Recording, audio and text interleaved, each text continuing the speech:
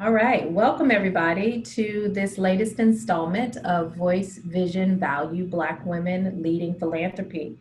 Today, we will hear from two iconic leaders in the field of Black philanthropy who have spent their careers investing in and promoting and building Black philanthropy in America and in the American South. I'm talking about Linetta Gilbert and Valaida Fullwood. Earlier this year, Valaida was honored by the Association of Black Foundation Executives when she received their Trailblazer Award, joining a distinguished community of leaders that Linetta Gilbert is also a part of. In 2018, she was a James Joseph Lecturer. These two women together have invested considerably in Black philanthropy. Linetta retired in 2010 from a career at Ford Foundation, where she was Senior Program Officer of Racial Justice Philanthropy. In the wake of Hurricane Katrina and Rita, Linetta guided philanthropic investments that aim to help rebuild and transition the region from recovery to transformation. While at Ford, she utilized $1 billion in investments to support community-based philanthropic organizations in the US and around the world. Described as an idea whisperer, Valaida brings unbridled imagination and a gift for harnessing wild ideas to her work as a writer, public speaker, and consultant. She is the award-winning author of Giving Back, a collection of profiles about philanthropy among African Americans that was developed with photographer Charles Thomas. Giving Back was named one of 10 best Black books in 2011, and she also received the prestigious McAdam Book Award. Today, Valaida and Linetta will speak together in a conversation designed to bridge the historical and present wisdom and risk in the work of Black women in philanthropic institutions and in communities that center Black philanthropy. They have educated Black people about philanthropy, not just here in the US, but across the African diaspora. So with that, I give you Linetta Gilbert and Valaida Fullwood. Thank you. Good morning. Good to see you. Yes, good seeing you, Linetta. This is a real honor, Valaida, for us to have a conversation, the two of us, about building and preserving Black philanthropy. I want to say thank you to Toya and the Association of Black Foundation Executives and their partners for this opportunity. So, Valaida, it's been a while, but I'm excited to see how things are moving in your life and in your life's work. Can you share with us a little bit about what Black philanthropy, means to you, and how you actually began to work with Black philanthropy? Yes, certainly.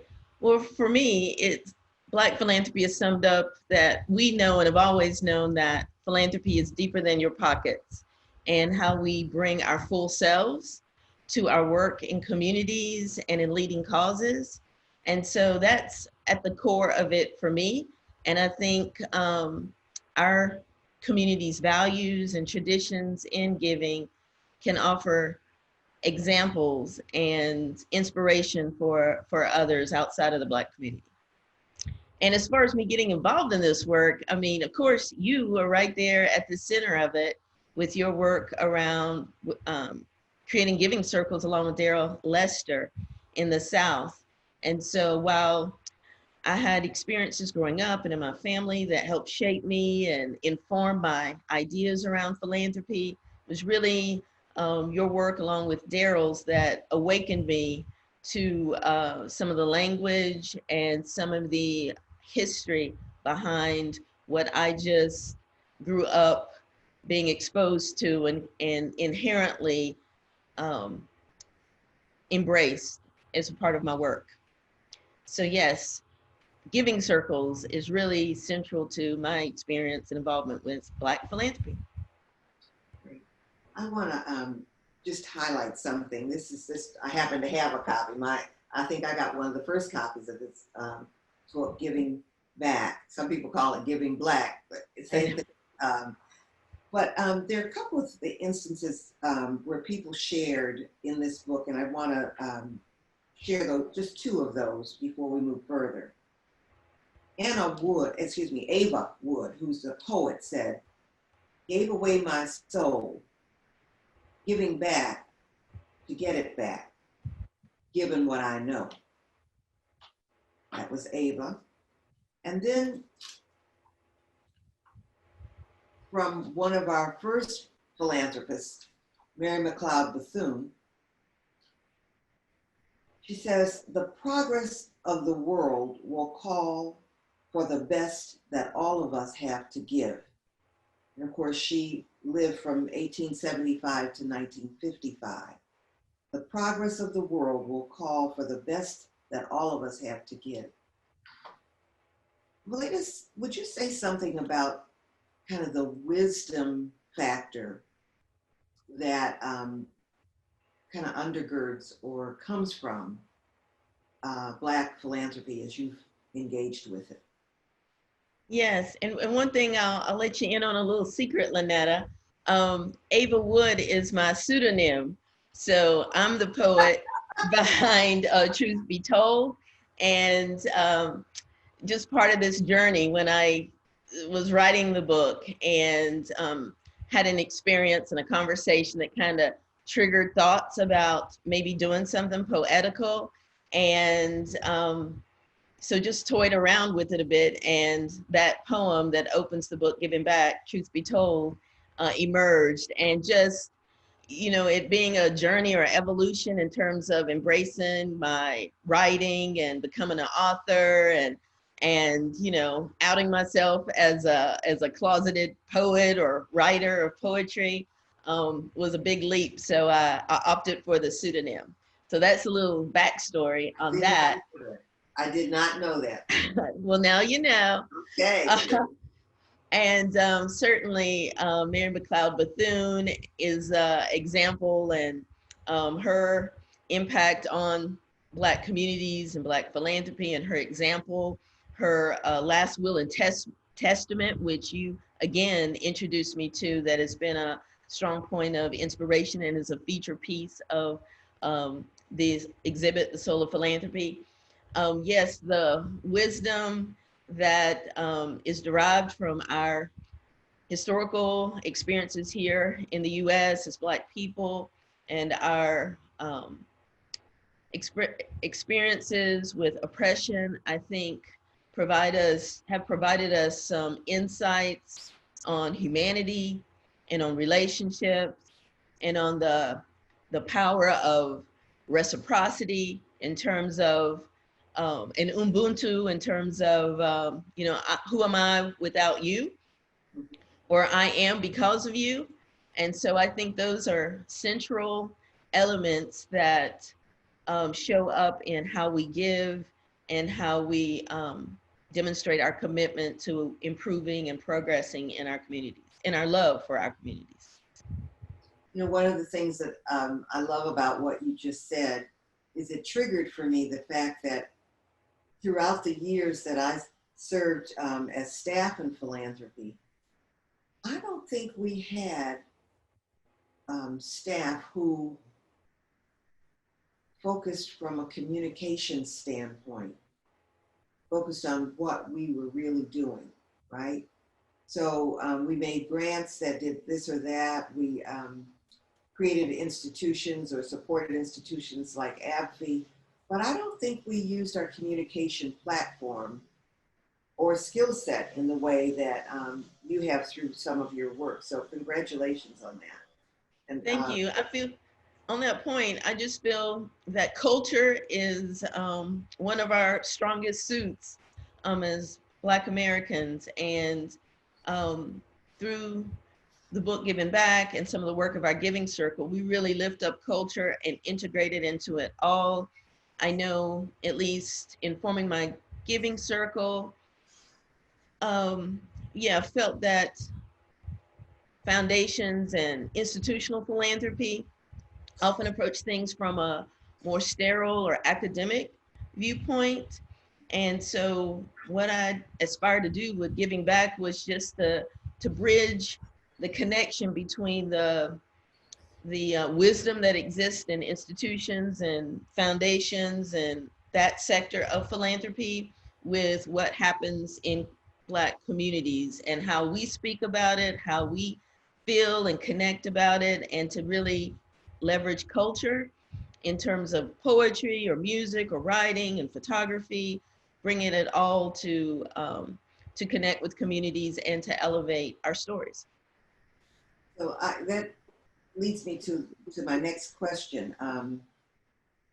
You and I both have come from a long line of women, Black women, who served and are serving in the field of philanthropy. And some of them, I want to clarify something. I think we all understood the value of culture, but I don't know how many of us, if any, were communications people. You see, you understand? So, and at the time that many of us came along, the institutions where we worked were not necessarily welcoming to our cultural invasion of the institution of philanthropy. I'll put it that way. Yes. But as I think about, and you think about our own journey in the field of philanthropy, who are some of your sisters in Black philanthropy work who've encouraged and who are encouraging your work in the United States and globally if you've been doing work internationally? Right.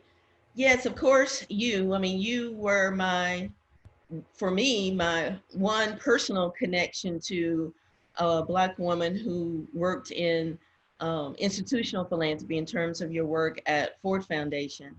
And again, the role you played and the opportunities you presented with your support of the creation of Black giving circles across the South was, you know, pivotal to me.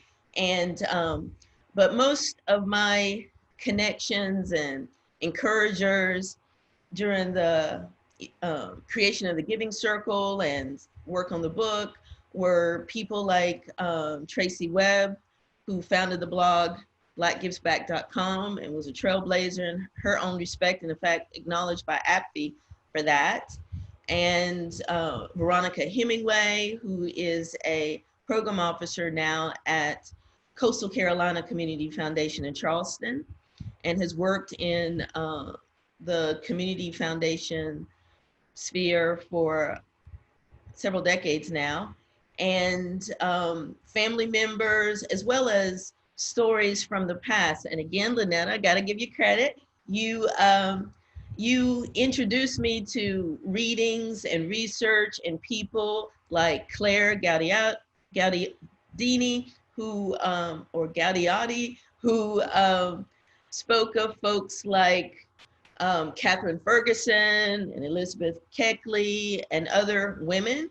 And of course, I've focused in on the Black women from the 17th century, 18th century, 19th century, who helped shape what we now call American philanthropy. So their stories really of just everyday people who were working in communities and not necessarily affiliated with conventional philanthropy, who blazed trails. And again, I've mentioned some, but there's a long list when I think of them. Biddy Mason comes to mind, and Harriet Tubman, and Georgia Gilmore. And again, you helped introduce those thoughts and ideas that these women, who often are not heralded as philanthropists, really should be, in terms of how we define it, and really to the root of the word philanthropy in terms of love of what it means to be human. So I really didn't ask that question, certainly for you to emphasize our relationships, but it's true. But I so often think of people in your own communities, and I think you started down that track. Would you say some about some of the people in your personal life? Absolutely. Breadth and depths of Black giving. Yep. Well, you know, the one, my primary muse that I speak of often is my great aunt Dora Atlas, who, once I started exploring my experiences and exposure to philanthropy, she really stood out. She was my grandmother's youngest sister.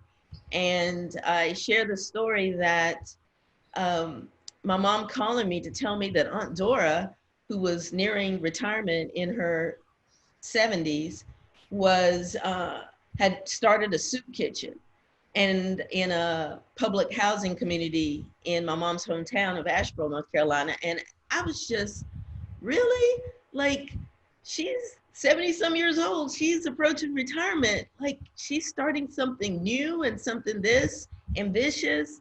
Was just kind of incredulous about that. And then later in talking to Aunt Dora, I learned that she, in preparation for her retirement, where she had been part of the clergy, she went on a silent retreat and asked, what next? And the answer she got was feed the hungry. And so she founded Our Daily Bread Soup Kitchen and gave her social security check and the resources she had to start the organization, and continue to pour her resources into it and leveraged her social capital in the community, and worked and cooked there daily, feeding upwards of 10,000 people a year up until her mid 90s. And Dora passed away last October, but lived to the dear age of 98. And I attribute her longevity to her generosity, her vitality and spirit that showed up in her soup kitchen, and just the inspiration that had tremendous ripple effects, not only on me and other family members, but her entire community, Black and non-Black, and just her legacy. So for me, she is a shining example of Black philanthropy and a huge inspiration to me. Thank you. As I was listening to you, I thought about what all that means when we talk about Black giving. Because essentially what you're saying is, in many instances, Black women, and I'm sure some Black men, have always given something, whatever they had to give. Sometimes it was their wisdom. Sometimes it was their energy to imagine a different role for themselves and step into it, which then flowed back to us, because then we could see what was possible for us. Yes.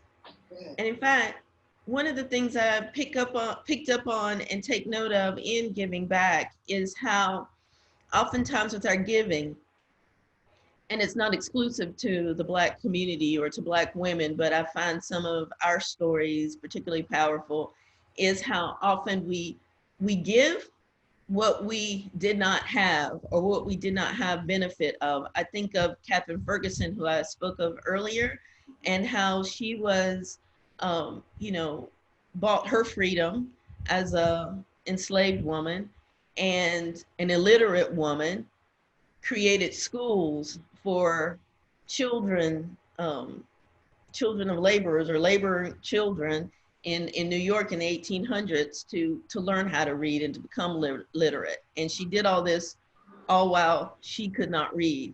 And how Harriet Tubman, made tremendous sacrifices, and once she was free, provided opportunities and worked to ensure others were freed.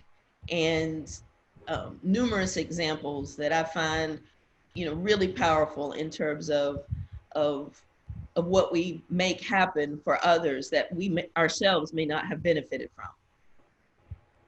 So you've answered the next questions I was going to ask you about what you thought the impact of that, of the perspectives that Black women philanthropists have. And clear that our conversation today is really about Black philanthropists that we know of, not necessarily institutionalized philanthropy. And I think that's so important because so often we keep thinking about, oh my goodness, what big money could do. But as you can recall from our learnings, it's the pennies and nickels and dimes and the commitment to ongoing giving of time, talent, and treasure that actually built our first go-round of Black institutions, banks and colleges and hospitals. So I'm just so glad that you're holding on to that, as I call it, that wisdom factor in the work that you're doing. Yeah, and I'll add to that, I can attest that in my own Giving Circle experience, and as you know, we formed a circle, New Generation of African American Philanthropists here in Charlotte. And when we were forming, there was lots of discussion and debate on how much each member would contribute, what would constitute a member of the Giving Circle. And this was a whole series, a months of conversations, of course. And, you know, we got everything from everybody should give $3,000 a year to everybody should just give whatever they can, or, you know, don't have a limit. And ultimately we arrived at $365 or $365 a year, which we thought was very powerful and symbolic in terms of $1 a day. Like, who couldn't among us sacrifice and contribute $1 a day to benefit our communities? And so that's where we landed. And there were many who were, I guess, naysayers about that, or skeptical about what a mere $365 could do among 20 or 30 or 40 or 50 Black people coming together to form a circle. And of course, we made it clear that if you can give more and when you can give more, please do. But 365 was our threshold. And just the power of that collective action and what it drew, and folks who are willing to invest in us and our work and contribute to our circle's pool. The fact that our circle's experience inspired me to write the book Giving Back, and then sales from the book go back to the Giving Circle, which is, you know, amplified and multiplied our fund and our resources, and just all that we've been able to attract through that collective commitment to 365, that now after 14 years, I mean, we have been able to leverage close to $2 million in resources to engage people and to support and strengthen nonprofits here in Charlotte and across the country. So I think people who underestimate the power of community-based philanthropy or community-led philanthropy outside of big dollars or outside of institutional philanthropy, you know, really sell themselves and possibilities short. So you're very much on track with commenting on the, you know, the power of community. Thank you. I'm just,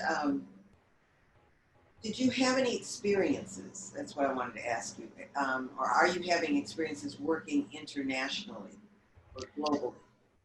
You know, not directly, but that truly is an aspiration of mine. Before moving to Charlotte and becoming involved in the philanthropic realm, I worked in the private sector for international companies and traveled around the world and majored in international affairs and economics. And that was my first passion and interest.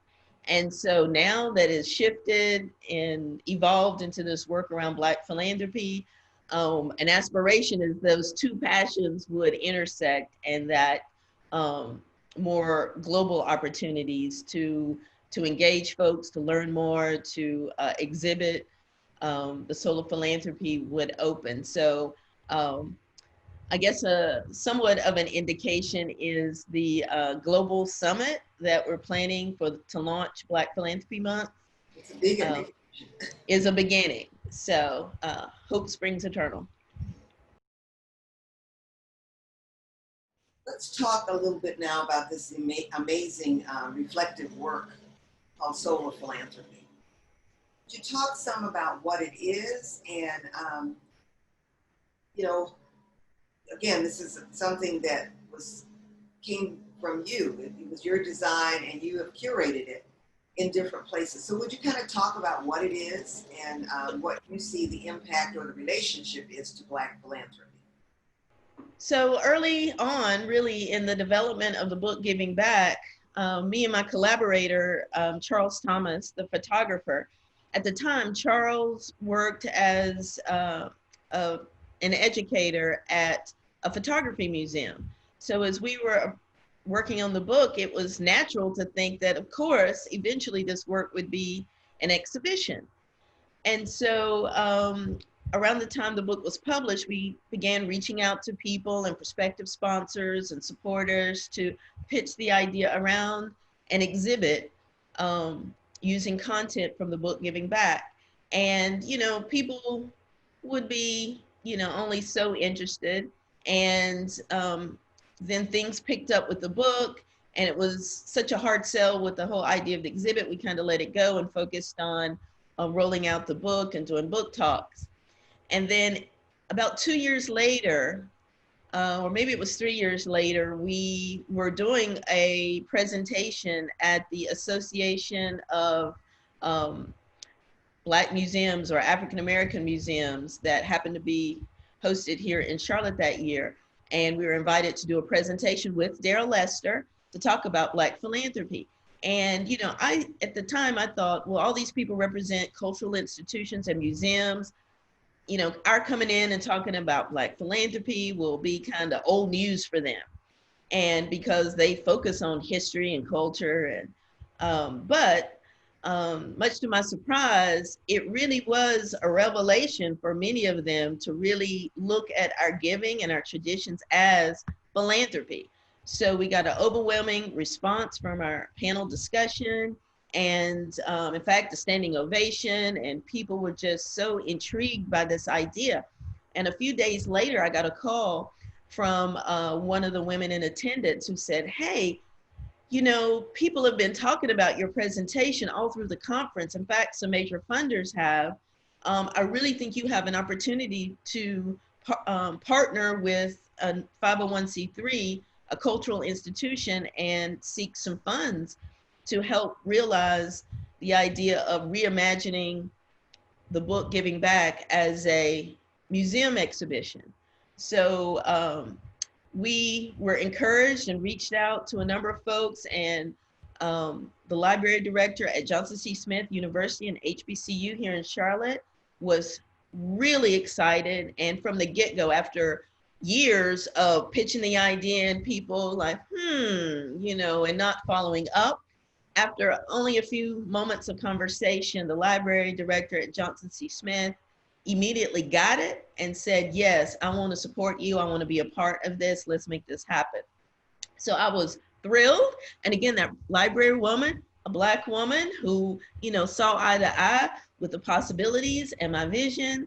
And we were able to partner with Johnson C. Smith. That is me and Charles as creatives in our giving circle, New Generation of African American Philanthropists, and Johnson C. Smith as a cultural institution who was eligible to apply for some of these major grants. So we partnered, we brought in people from the museum world, from the philanthropy world, from the community world, students at Johnson C. Smith to explore possibilities, how to make a topic like philanthropy, which a lot of adults yawn at, how to make it engaging across generations for people outside of institutional philanthropy or for people who historically have been perhaps intimidated or daunted by the word philanthropy, and for students and young people.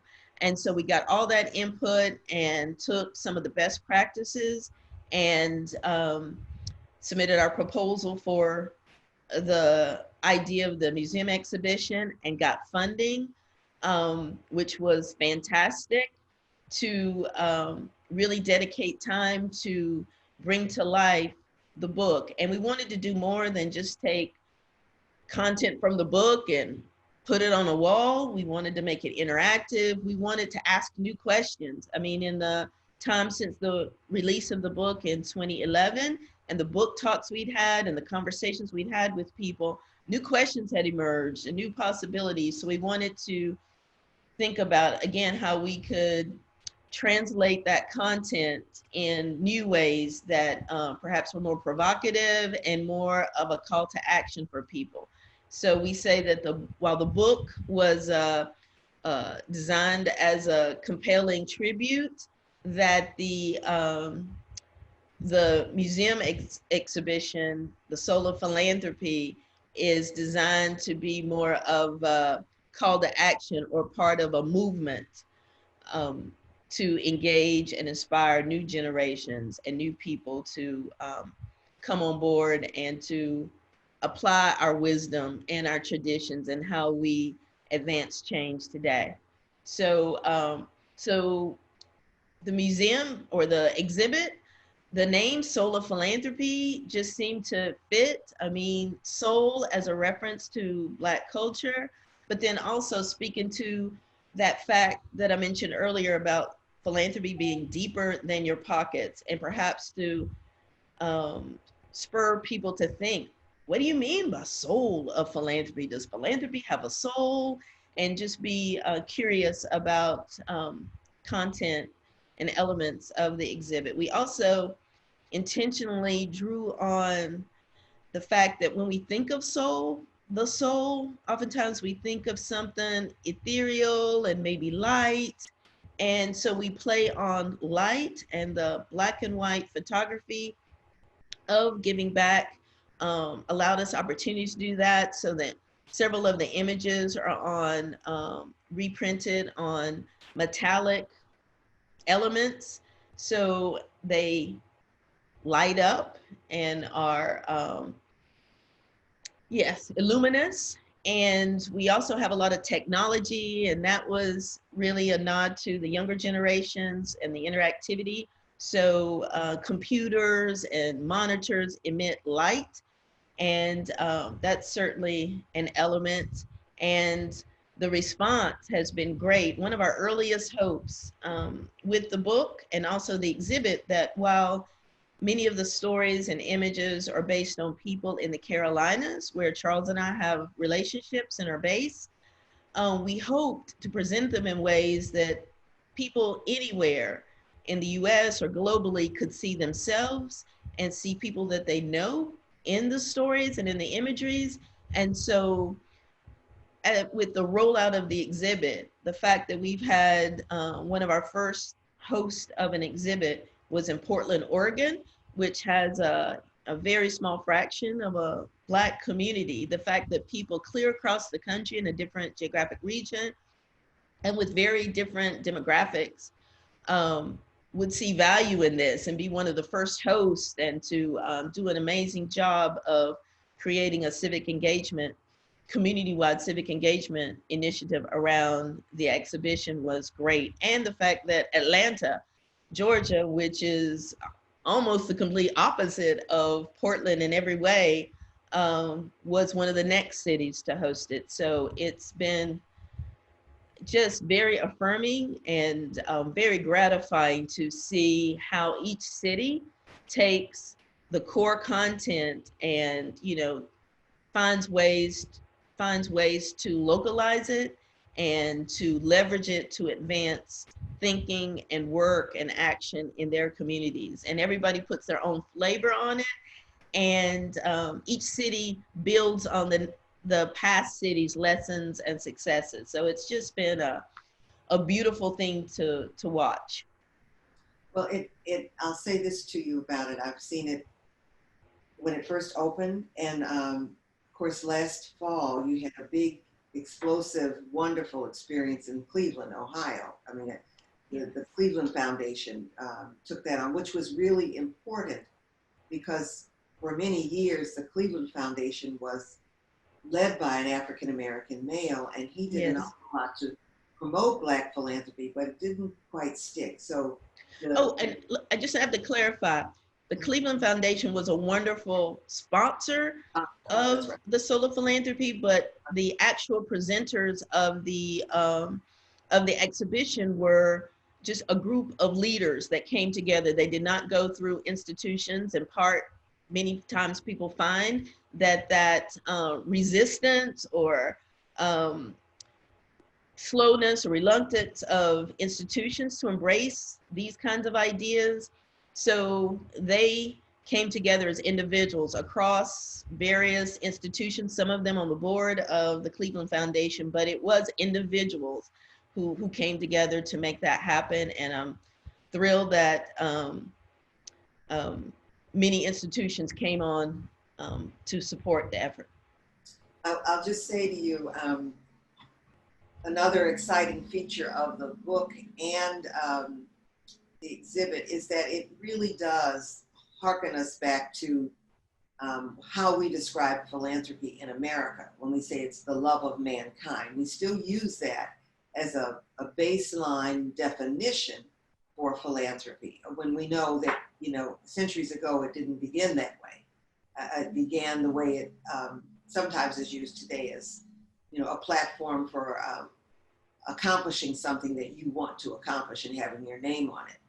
So I just believe that some of the work that we're seeing in Black philanthropy at the community level really does speak to the joy of giving. Maybe about 2 or 3 years ago, I sat through a class workshop on racial equity of the REI group also out of North Carolina. And one of the questions that they asked, the group is diverse that's in the workshop, diverse by age, gender, and ethnicity. One of the questions that they ask on the second day is to Black people, what do you like about being Black? And when the question was asked, you could look around the room and just see the smiles coming on people's faces. And one of the things that I realized and that your exhibit does is it makes it wonderful to be Black. You can see yourself and others in ways that mainstream media or everyday people don't celebrate.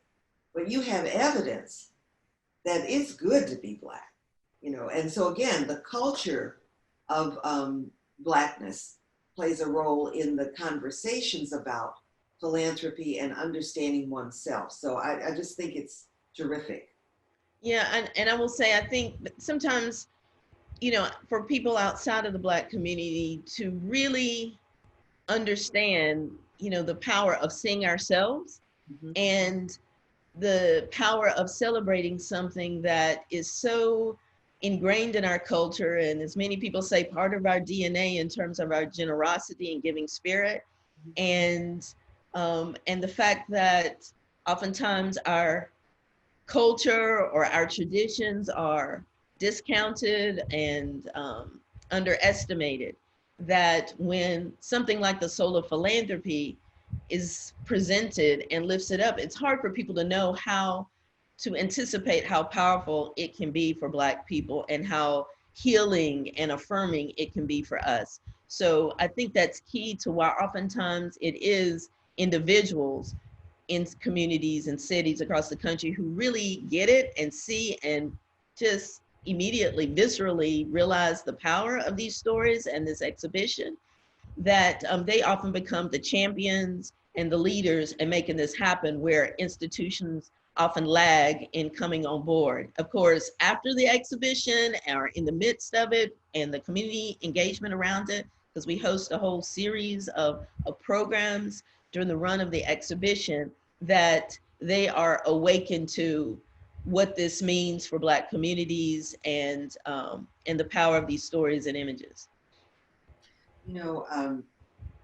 When I first went to the Ford Foundation and I was trying to figure out what kind of work I could support with Ford's dollars, I was encouraged all along by the Black women who preceded me at Ford and in other foundations. And when I say I was encouraged, I kept thinking about some of their work that immediately went to Black institutions and Black individuals as problem solvers. And so I thought about Lynn Huntley Walker, who was at Ford before I came and was a mentor of mine, and Jackie Burton, who was at the Lilly Endowment at the same time. And the two of them were raised in the church, you know, faith-based people. Lynn is a civil rights attorney and a very powerful, strong civil rights attorney. Anyhow, the two of them put their passion and their knowledge about a Black institution together, and they really invested heavily in lifting up the Black church and its importance in stimulating hope and solutions in communities.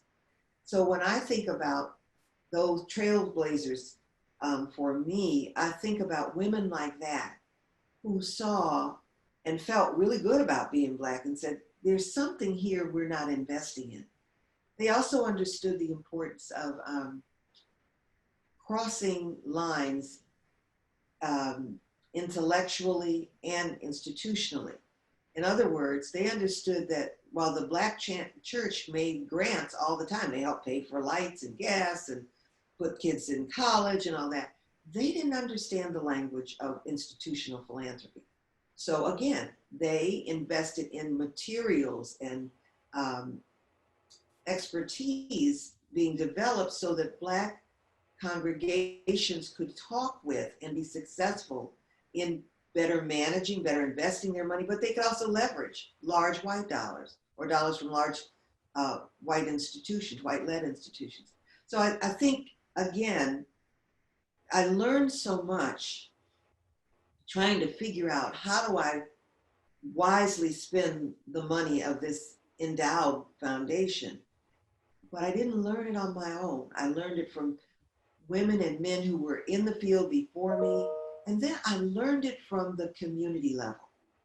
So much of the work that I did was traveling to understand what was happening in places where people said, we'd like to do this, or this would be important for our communities. But I didn't know anything about the communities. And Ford was a global foundation, is a global foundation.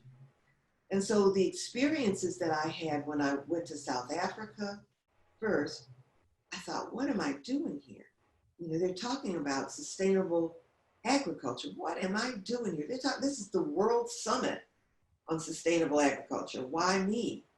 But I could remember some work that Lynn Huntley had done in Brazil and in some of the South American nations where they have a large Black population. And in her case, she kept talking to us about human rights.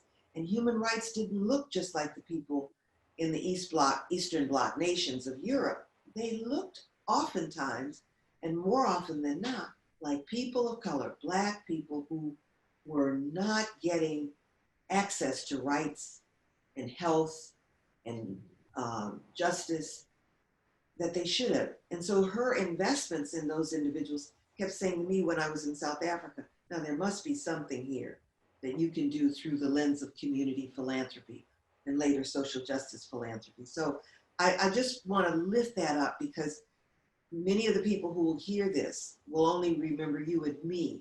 And I have hundreds more of people in my line of vision that really provoked me to understand that it was important that we lift up Black people and their contributions to the world. And so I'm just grateful that you have been able to organize it through your work. And my hat goes off to you. Yes, and of course, it wasn't all by design. Some of it is just organic and how it evolved. And so I'm grateful for that. I'm just along for the ride. Yeah, well, that's okay. We need riders and we need drivers. And so that's what's important.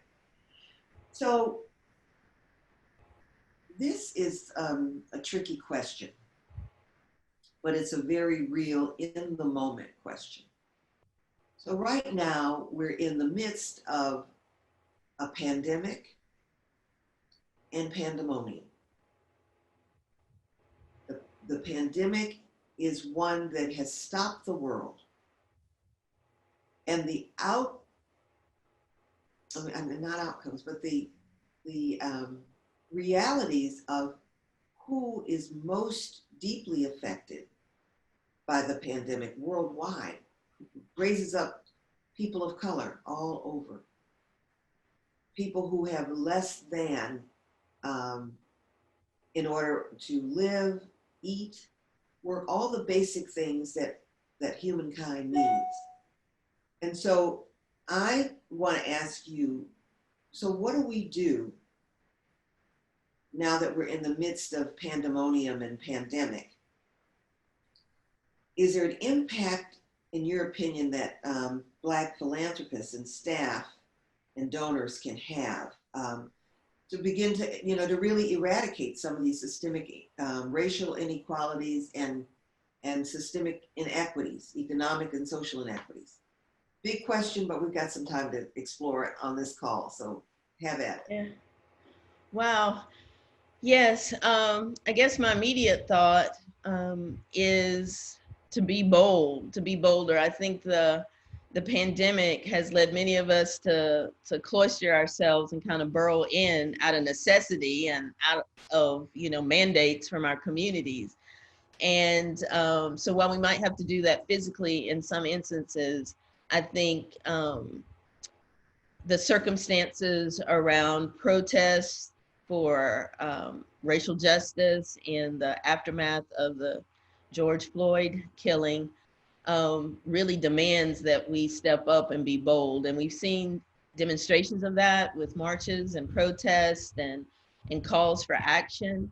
And I think it is incumbent upon us as members of the Black community and for many of us in leadership positions to really come out of whatever has been a comfort zone. And if you were out of your comfort zone, come even further out in terms of asserting our interest and to, and my hopes is to come out safer and better and more just in our communities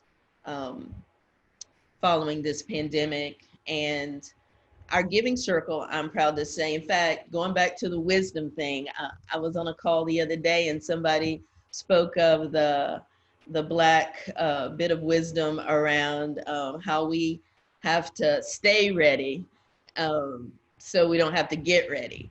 And so I feel like that has been the work of our giving circle. We've steadily worked, oftentimes under the radar, for 14 years now. And in recent years, really the last 3 years, we had a sharper focus on racial justice and racial equity here in Charlotte, and realized there was more we needed to learn and new connections we needed to make. So intentionally for 3 years, did that work and hosted a series of learn and lead forums. And a culmination of that was this strategy that we call the BOLD Project, which is an In-Gap Charlotte initiative for Black organizations leading differently. And that we wanted to invest in around 4 pillars, around funding, around leadership, narratives, and networks.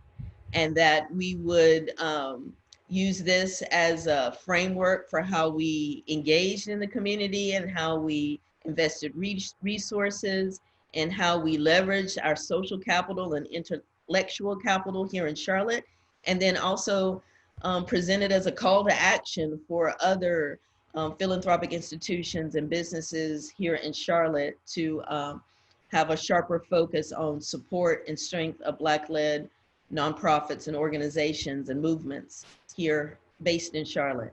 And so this is work we had laid out at the beginning of the year. Actually, it started on intentionally in terms of crafting language around more than a year ago.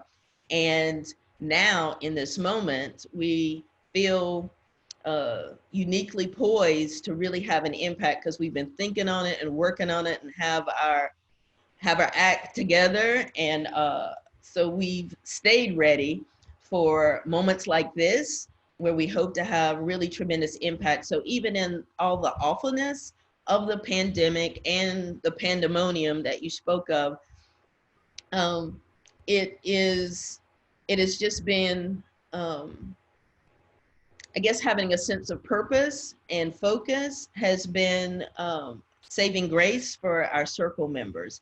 And we're excited about the work ahead. I mean, some of it, again, goes back to some of those early connections you helped make happen, Linetta, and some of the ripple effects. So one of the things we're really excited about is APFI back in 2017 released a report around the case for funding Black-led social change, and made the case for the funding imbalance that exists and the inequities that exist in terms of philanthropic support of Black-led organizations.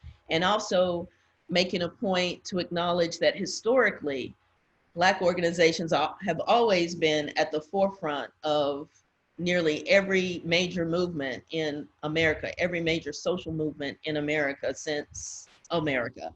And so we were able to host Susan from APFI to help as part of our Learn and Leads. And so that data and that case summary helped inspire what is now the BOLD project. And other reports have come out. I know in recent months, Bridgespan and Echoing Green came out with a report about the impact of not funding people of color-led organizations.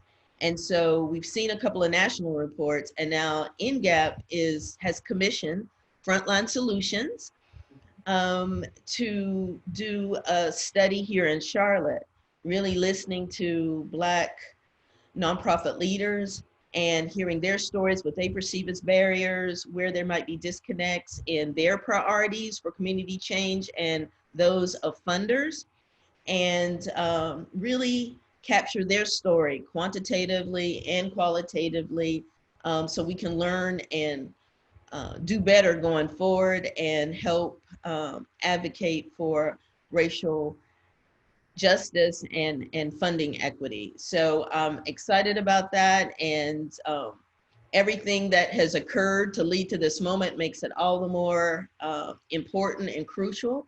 And it helps me in this time. It's again something to focus on and be positive about in the midst of a lot of really horrible and horrific headlines and media stories. You know, that statement about stay ready takes me to my understanding that real philanthropy is future facing. It's forward facing. It may be used to help someone in the immediate, but it also is a way for the donors to begin to understand the underpinnings of the problem and to begin to think about, so what else might I do? Now, we used to use the story about who's putting the babies in the water upstream instead of just catching the babies. I want to suggest that we need to craft some new language around that. And we can only do it if we are engaging this generation that has taken to the streets that said, you know, no more. What you have been doing was necessary but insufficient. We want something different. We want something more effective, we want deeper change. So I want to ask you then, how are you seeing community-based groups engaging Generation Z or X or whatever the group is at this point? How are we engaging them in the philanthropic responses to the pandemonium, the systemic issues that have, you know, they've been raised before, now they just are in our faces. So how do you understand Black philanthropy at the community level, you know, intervening in this space and doing something with younger generations? Right. Well, one thing I can say is, I mean, I can speak from my example and some of the things that we are leading with our giving circle in Gap Charlotte is one, we have members as young as 25 years old who help inform our thinking on things. So I often say when we talk about new generation of African American philanthropists, some people immediately think we're a millennial group, or the get fixed on the new generation. And I'm say no, it just really speaks to the fact that there have been generations, and we're bringing life or reviving many of those traditions across generations. And so we have members, like I mentioned, from the 20s up to 60s and older. So we have a broad spectrum, an intergenerational mix of members that has been powerful. And we see ourselves being able to learn from younger generations, and then also having the benefit of the wisdom and experience of more seasoned philanthropists and givers. And so that's one example I will share, or possibility for people to consider. And another is under the book. Pardon?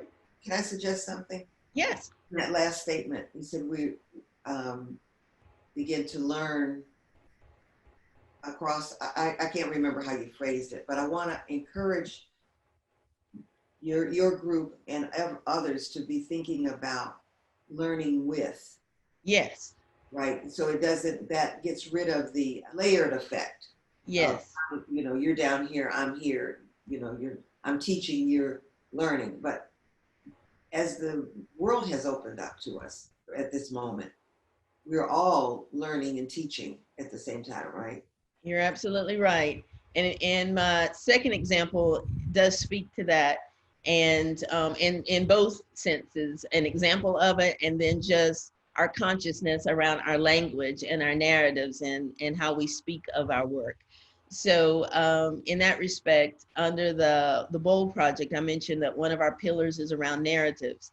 And our intent there is really to shift our language and stories around Black-led nonprofits. I mean, just as with the book Giving Back, and the power of having authentic stories from Black givers and their motivations and experiences with giving. In a similar respect, over the years, I often hear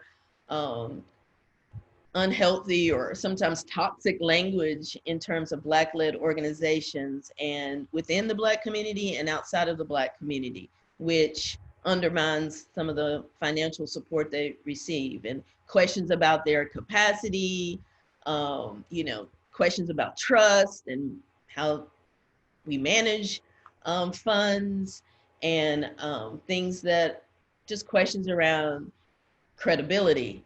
And so we want to shift that and decolonize the narratives and stories we share and tell ourselves and say within our community and outside of our communities around Black givers and Black nonprofit leaders. And so we, NGAP, is sponsoring and hosting a virtual workshop of Right to Change the World, which is a wonderful program delivered by the Op-Ed Project, a national group. And so we're bringing together and funding the participation of 40 nonprofit leaders and change makers across sectors, across generations, to participate for 4 weeks, every Tuesday for 2 hours in the month of August, to learn how to be more influential and how to be an effective voice, and how to position ourselves as experts on topics. I participated in the workshop a couple of years ago, and so I thought it was really powerful, and have been eager to be able to offer it to our Giving Circle members and others in the community. So now we have that opportunity. Again, the timing is so right in so many ways, and I'm excited about that. I guess learning with, in terms of going through the workshop together, and the cross section of people who have signed up to participate, from bankers here in a big bank town like Charlotte, to grassroots activists and social justice advocates and activists, people working in the climate and environmental justice front, people working in the education equity front, pretty much the whole spectrum of causes and issues that play out in Black communities, that we have this mix of Black people coming together to learn together. Well, that is exciting. And I We think want to shift the narrative and how and who tells the story of change and what needs to happen next, and help drive our local agenda around social justice and racial justice, and not let other allies or other people in institutions be the sole voice in what needs to happen next, because we think we need to be centered in what happens next. Yes, as one of my mentors told me once, if you don't have a plan, someone else does. So yeah, I appreciate that strategy. As we begin to wind down this conversation, and it has been wonderful, by the way, I want to go back to a question that we didn't fully explore, and give you an opportunity to talk about something you're doing right now. And that's the issue of globalization and any engagement with that.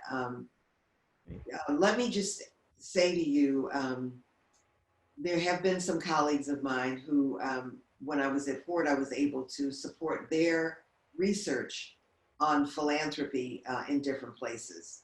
I think most often of Etha Henry, who did some work on traditions of giving, Black traditions of giving in the Caribbean. And she's starting to do some more work around that since she's retired from United Way Atlanta. Also, there was a woman in South Africa, a Canadian woman, Suzanne Williamson Maposa, and we funded her to do a study on the types of community-based collective giving that was going on in South Africa. And at that time, of course, the pandemic that they were facing was AIDS. So I think that we have the opportunity to stay in relationship with people around the world. And I think you're helping to launch something for its second time or third time or whatever. But I'd like for you to talk a bit about the exciting event that's coming up that you're affiliated with. And yes, some of your yeah. So actually 7 years ago, I joined forces with Jackie Copeland, who's the founder of Black Philanthropy Month. Linetta, both you and I were there in 2011 when she hosted a summit of Black women in philanthropy, a Pan-African summit of women in philanthropy in Minneapolis. And I was excited to be there. My book was going to be released a few months later. So it was at that summit that Jackie declared August Black Philanthropy Month. And so I always was excited about August. It gave me an opportunity to host or to be a part of book talks around the country. And so then a couple of years later, Tracy and I joined with Jackie, and we thought, wow, Tracy's got her blog. I'm doing book talks around the country. Jackie's on the West Coast, and working with a range of people in globally and institutional philanthropy, and also at the community level and grassroots level. And so let's join forces. So 3 Black women spread around the U.S. Began leading work around Black Philanthropy Month. And this year we're approaching our 9th year. And even before the pandemic and some of the calls for change, we came together around a vision for a global summit that could engage the African diaspora in conversations around philanthropy, and actually more broadly funding, and how to aggregate our capital and resources from philanthropy and philanthropic donors and from investors in the private sector to support our nonprofits and businesses. So yes, in August, as a part of Black Philanthropy Month, there is a month-long summit that kicks off on August 1 and continues on August 4th and 5th and through August 29th, with a series of events and discussions and conversations with people from across the globe. There's a specific African leaders discussion on August 4th and 5th. There's a group of women, in fact, a reunion of the women from the summit 9 years ago on the 29th, and the kickoff event that features Soledad O'Brien and Bakari Sellers and Ben Jealous and a range of people from the health sector, from the social justice sector, from philanthropy, and from investment, who will share some of their expertise and knowledge and thoughts on how we can seize this moment, which is a narrow window of opportunity for many of us, to have an impact globally and bringing together Black people from our whole and very diverse diaspora and from the continent to engage in these conversations, because our civil rights, human rights, social rights struggle here in the US is not exclusive to us. We see it, worldwide. Some of the anti-Black racism for Black people in Asia during the pandemic, in Europe during the pandemic, and what's happening in Brazil and having a particularly harsh impact on Afro-Latino and Latin American people.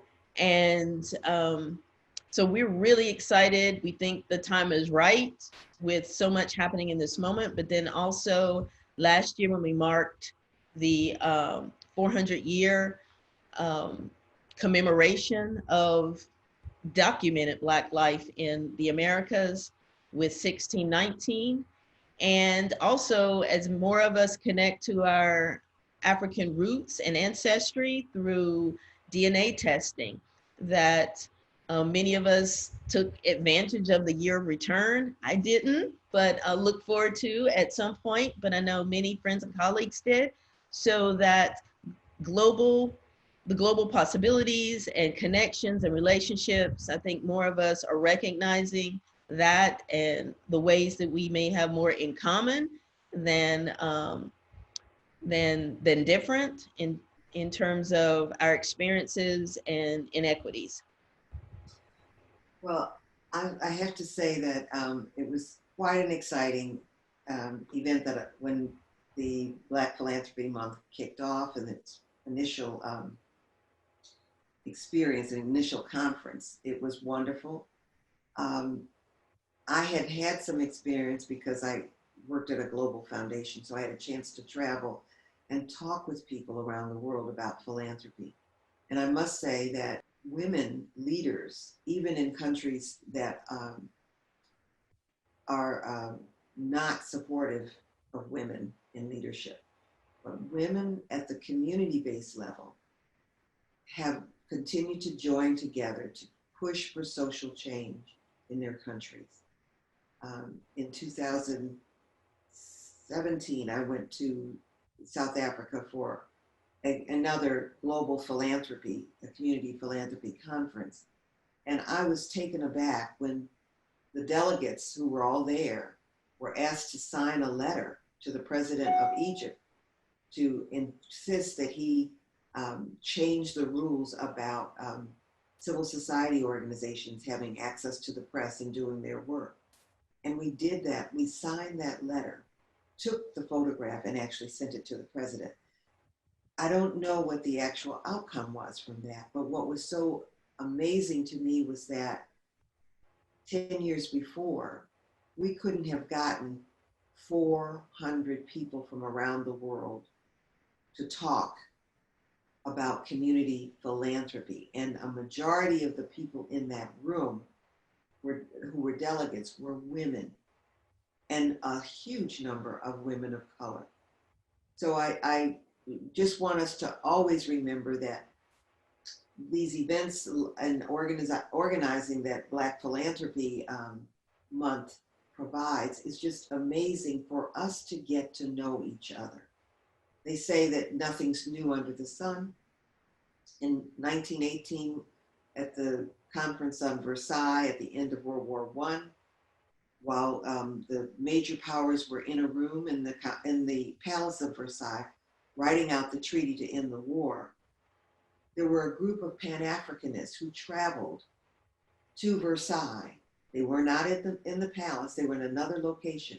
What were they doing? They were writing the demands that Black people worldwide had, that they wanted to present to the leaders, the larger leaders of the world, around economic equity. Because in many cases, remember, we still generate a significant amount of the mineral wealth in the world, in countries on in the continent. You know, in other situations, we still are generating from Africa new leaders, new thought about how work ought to be accomplished for the betterment of a larger group than just a few. So the Pan-Africanism conversations based in and grounded in Black philanthropy is absolutely critical. And I'm just so glad that you all are continuing to do it and that you're doing it as a group. Now, the last point I want to just raise with you or offer as an opportunity to make comment is that as INGAT Charlotte was growing up, there were already 2 other circles in North Carolina. The Birmingham Change Fund developed, and today the Community Investment Network has about 20 members, 22 circles from around the country. And what's so exciting about them is they're not all Black. They're Black and Indigenous and people of color. So the work that has come out of some of these giving circles have crossed lines that we were not able necessarily to cross through institutional philanthropy as well as we could have, or in other ways. Would you like to say anything about the larger impact that community-based collective giving among people of color, Black and people of color, is having in America today? Yeah, sure. I mean, I always love talking about giving circles and collective giving groups, and just I'm always heartened to learn about new circles forming and I guess the self-determination represented in the creation of circles, given, like I mentioned with our circle, in coming up with our name and coming up with how much we would contribute, and just how powerful that is for many of us to create something from scratch and to affirm, you know, long tradition of Black philanthropy at a local level in our communities. So it's powerful, and my experience with being a part of a giving circle was and has been transformative in so many ways. I became an author, I became a museum exhibition creator, and gotten to travel the world or the country talking to people specifically about Black philanthropy. And my giving circle experience was pivotal to all of that. And this week I spoke to a guy. I got some information on a giving circle in St. Louis, and he had just joined the circle, and they're planning a whole series of programs during the month of August for Black Philanthropy Month.